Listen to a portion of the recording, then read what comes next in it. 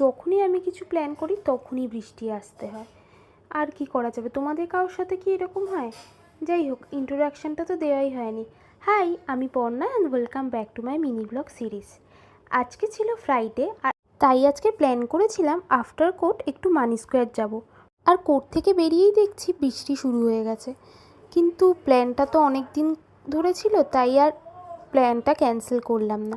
চলে গেলাম মানি স্কোয়ারে, গিয়ে একটু ফ্রেশ হয়ে নিলাম।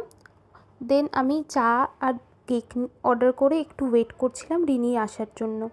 তারপর আমি চা এনজয় করতে করতে রিনি চলে এসেছিলো। তারপরে আমরা একটা স্যান্ডউইচ নিয়েছিলাম।